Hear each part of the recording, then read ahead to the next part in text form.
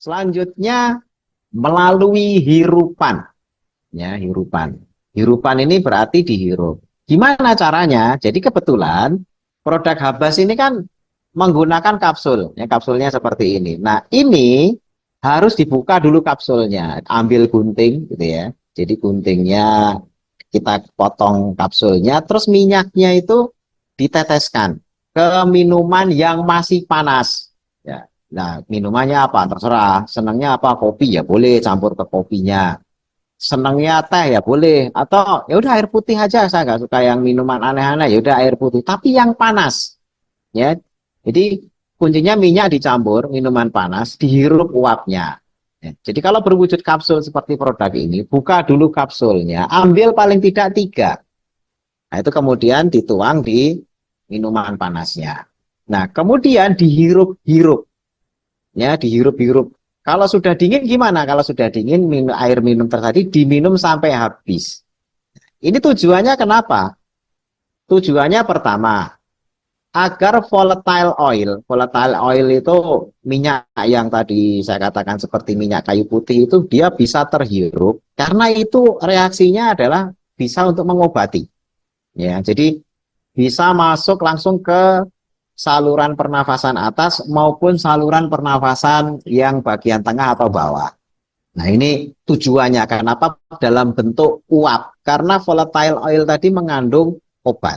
Nah kemudian kenapa setelah dihirup-hirup dingin diminum? Nah selain volatile oil, ada yang namanya fixed oil. Fixed oil itu tidak terbang semua minyaknya. Jadi misalnya minyak kayu putih itu dibuka terus, ya bukan terus kemudian setelah seminggu habis, enggak, mesti akan ada yang tinggal di situ. Itulah namanya fixed oil. Jadi minyak yang tidak terbang, tidak kemana-mana. Ya, nah, minyak batu sauda dan zaitun juga seperti itu. Jadi masih ada yang tertinggal. Nah, yang tertinggal inilah yang kemudian diminum.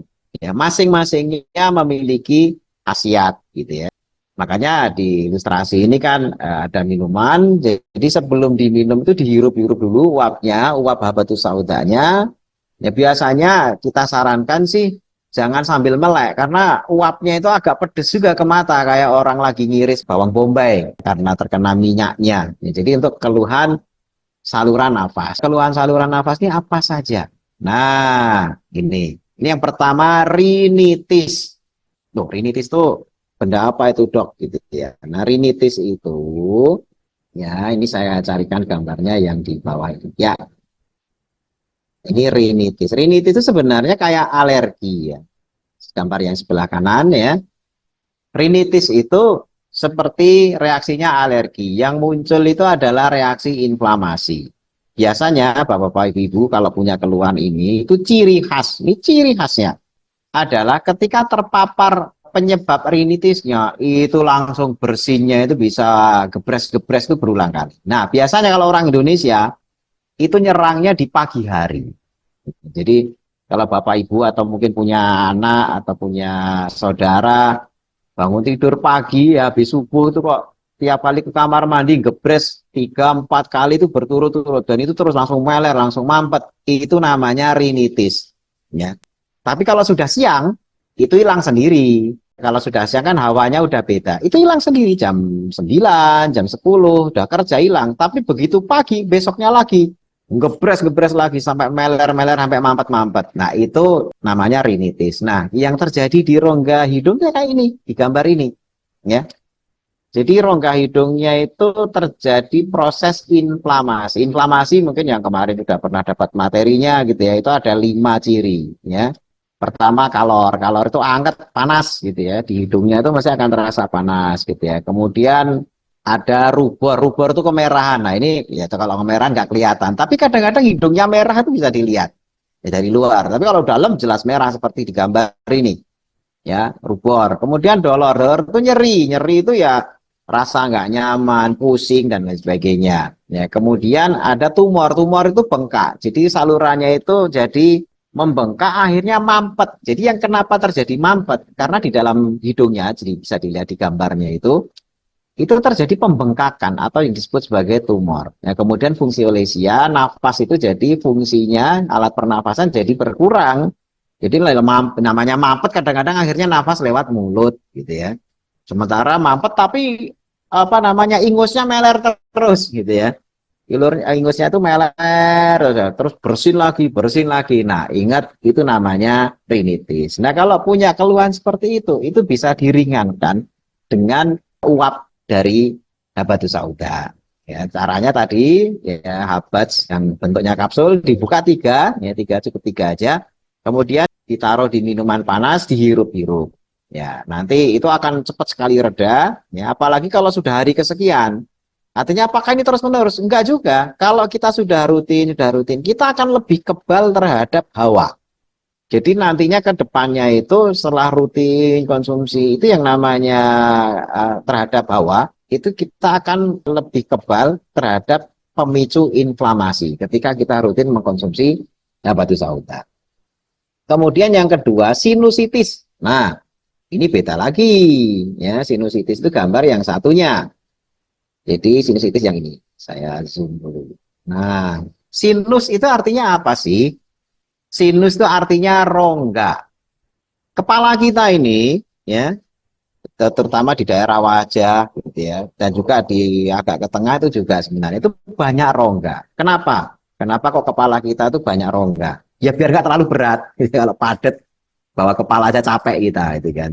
Orang bawa kepala sudah banyak rongganya aja, kalau pas lagi ngantuk juga nggak kuat ngangkat kepala gitu ya. Jangan kan ngangkat kepala, ngangkat kelopak mata aja udah berat kalau ngantuk. Nah, jadi kepala kita ada rongganya itu biar tidak terlalu berat, itu yang pertama. Yang kedua, biar ada suara. Jadi kita ngomong suaranya kenceng ini karena ada rongga. Kalau benda padat nggak ada rongga, kita ngomong nggak keluar karena nggak ada resonansi. Gitu ya, itu manfaatnya. Jadi sinus itu banyak manfaatnya. Nah, tetapi kalau sinusnya kosong, ya memang itu rongga, maka itu disebut sebagai healthy sinus. Healthy sinus itu sinus yang sehat, memang kosong. Jadi kalau letak rongganya itu di atas kepala tuh yang bisa dilihat di gambar ya. Coba diperhatikan di gambar itu di atas kening ya, kening apa dahi ya. Kemudian ada itu namanya frontal, frontal itu ya daerah kening. Kemudian sphenoid, kemudian ada ethmoid, ya ethmoid itu dekat mata. Kemudian maksiler, maksiler itu di rahang atas. Jadi rahang atas kita itu kan ada gigi ya. Di atas gigi itu ada sinus, namanya sinus maksilaris. Nah, repotnya ketika sinus-sinus tadi yang harusnya kosong terisi dengan cairan, biasanya cairan lendir. Loh, cairannya dari mana? Ya dari tubuh kita sendiri karena diproduksi. Nah, biasanya dari mana kebanyakan? Kebanyakan itu malah dari rinitis tadi itu. Rinitis itu kan tiap hari gebres-gebres, bersin sering gitu ya, terus meler. Nah, cairan-cairan yang diproduksi terus ini nah, akhirnya sebagian mengisi rongga. Ya, mengisi rongga. Kalau sinusnya yang terisi itu adalah daerah dahi atau sinus frontal, itu etmoidal dekat mata atau sphenoid yang dekat mata juga. Itu mengeluarkannya gampang karena ada gravitasi. Ya, kan letaknya lebih ke atas daripada lubang hidung. Tetapi kalau sinusnya itu terisi rongganya di maksiler, ya maksilari sinus, ya, itu yang di rahang atas, letak rahang itu kan malah di bawah lubangnya.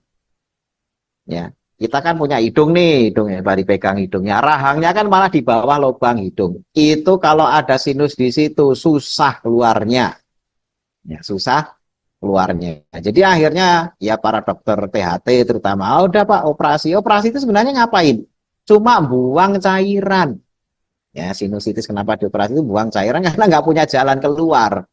Nah makanya jangan sampai kena gitu kan. Nah untuk meringankan itu tadi mumpung misalnya belum kena sinusitis apa diredakan dengan hirupan tadi itu. Nah kalau sudah kena hirupan ini juga akan mencegah biar tidak makin terkumpul cairan di dalam rongga sinus.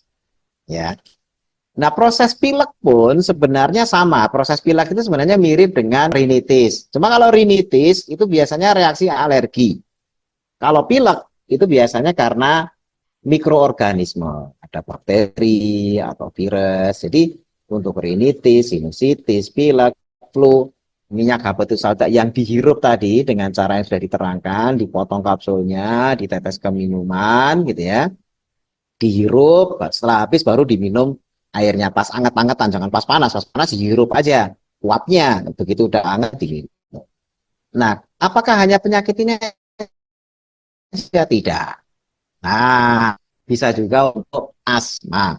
Ya, asma dalam hal ini terjadi di saluran pernafasan agak ke bawah lagi daripada hidung ya. Jadi dia di bronkus. Nah, bronkus itu di mana? Nah, ini bronkus itu sudah ditunjukkan di gambar ini ke percabangan trachea. Kalau yang lurus di atas ini trachea. Nah, ketika bercabang ke kiri dan ke kanan, ini kan ada cabang tuh dari atas lurus satu itu trachea namanya. Begitu ada yang bercabang ke kiri dan ke kanan itu namanya bronkus. Nah, di situ ketika ada inflamasi, jadi kata kuncinya itu inflamasi. Kalau inflamasinya di hidung itu namanya rinitis. Ya. Tapi kalau inflamasinya di sinus namanya sinusitis. Nah, kalau inflamasinya di bronkus itu bisa bronkitis, tapi bisa juga kalau peristiwanya itu adalah penyempitan seperti di sini, inflame bronkus itu disebut asma. Ya, asma. Kalau yang normal itu rongganya bisa untuk keluar nafas, hirup nafas seperti di gambar. Tapi kalau yang sudah asma itu menyempit. Ya, jadi salurannya itu menyempit, akhirnya udara itu kalau lewat saluran sempit itu akan bunyi. Nah, itulah yang kemudian orang bilang mengi, disebut mengi. Ngik, ngik, ngik ya kalau nafas itu tarik nafas ngik, lepas, ngik, lepas. Nah, itu namanya asma. Nah, kalau pas serangan itu namanya asma attack. Serangannya bisa sewaktu-waktu. Ya, nggak pakai permisi, nggak pakai undangan, nggak pakai woro-woro. Ya, jadi setiap waktu orang bisa kena. Ya, tergantung pemicunya. Contoh misalnya, ada orang yang pemicu inflamasinya itu bulu kucing. Ya, begitu kena bulu kucing, tubuh langsung melakukan reaksi inflamasi. Dia langsung menyempit salurannya. Ya, udah, langsung asmanya muncul gara-gara ada kucing di sampingnya. Bisa juga bulu ayam, bisa juga debu, bisa juga macam-macam lah ini penyebabnya, tergantung dari orang itu sensitifnya ke apa. Nah, jadi ini bisa dengan hirupan habatus sauda. Ini saya kasus ini udah nangani banyak banget. Bahkan yang tadinya rutin, ini ada pengusaha, pengusaha habatus sauda juga. Dia punya habatus sauda itu tontonan karena jual beli gitu ya. Tetapi anaknya itu punya asma, gitu kan, punya asma yang rutin ke UGD. Tiap kali asma ke UGD. Nah, akhirnya kan saya itu punya habatus sauda, Dok. Nah, terus anak saya asma. Ya kan tinggal dikasih habatus sauda, orang situ punya habatus sauda. Ya tapi saya bawa ke UGD. Di nebu, ya bilangnya di nebu. Ya pakai nebulizer apa rutin begitu ini langsung bawa.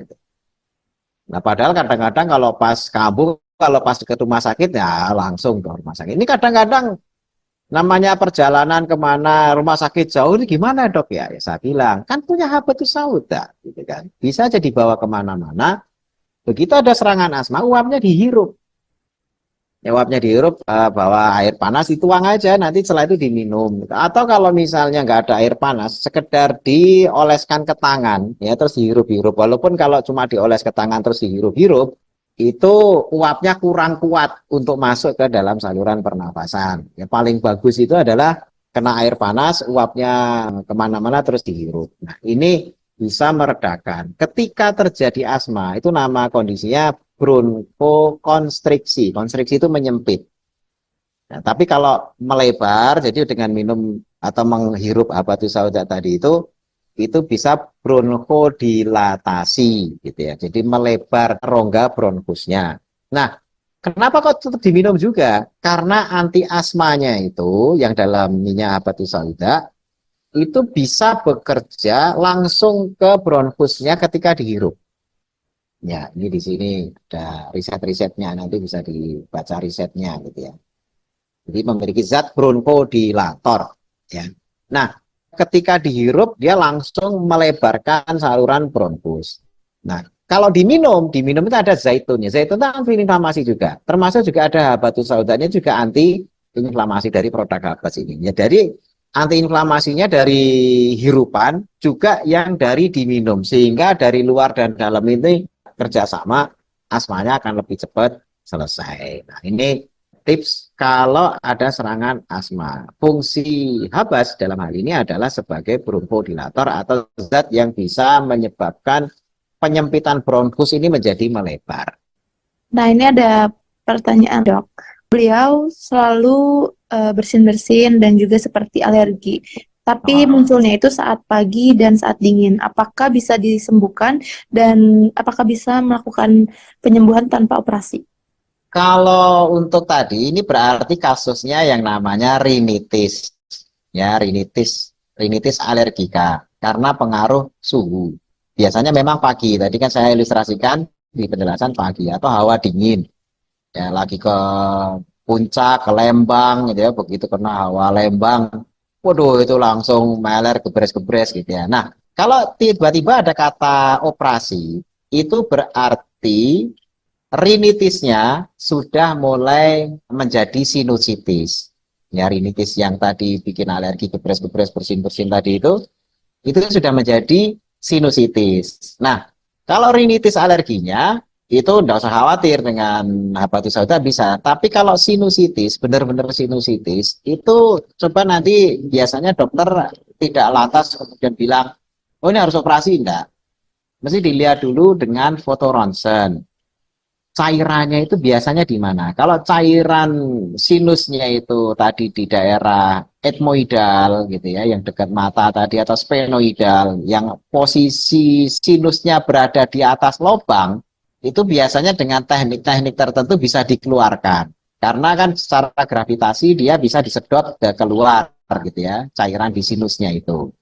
Tapi kalau letaknya di maksiler atau maksiler itu di rahang, ya di rahang atas, itu yang tadi kalau apakah perlu operasi? Nah itu sinusitis maksiler itu kalau banyak biasanya dokter menganjurkan operasi. Jadi di apa sih saya namanya lupa sudah lama nggak di apa namanya cutwell look atau CWL atau apa itu tekniknya gitu ya. Nah itu di drain gitu ya, dikeluarkan cairannya sampai bersih sehingga sinus yang tadinya penuh cairan itu akan bisa rongganya itu kosong lagi. Nah, itu teknik operasinya begitu. Jadi yang dioperasi bukan pilek-pileknya tadi, tapi sinusitisnya. Nah, ini kasus ini saya nggak tahu sejauh mana sinusitisnya. Kalau sinusitisnya itu bukan yang maksiler, biasanya dokter mengusahakan untuk tidak usah operasi gitu ya. Dalam situasi tertentu yang sekiranya masih bisa dikeluarkan dengan disedot gitu.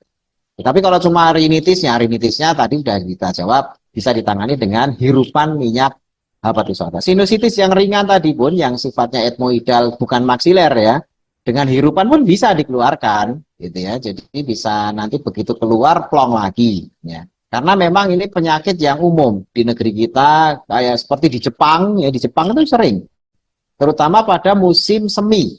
Loh, bukan musim dingin, bukan, musim semi. Kenapa? Kebanyakan orang alergi terhadap serbuk sari bunga. Ya, ketika musim semi kan pada berbunga. Ya, ketika berbunga ini serbuk sarinya terbang kemana-mana. Ada orang-orang yang terkena alergi serbuk sari dari bunga. Itu langsung bersin-bersin. Ya, langsung meler, langsung pilek selama satu musim itu. Satu musim itu biasanya cuma 3 bulan. Tapi kan sengsara itu 3 bulan terkena itu. Kalau di Indonesia ini kan harian, tapi harian cuma sebentar, ya 1-2 jam pagi aja, siang udah sembuh. Kalau mereka ketika musim semi tadi itu 3 bulan itu siang malam kena terus, nah makanya berat juga gitu. Tapi kalau yang sinusitis memang harus operasi, kalau memang itu yang maksiler, kalau enggak. Nah ini saya nggak tahu kasusnya kayak apa. Demikian saja.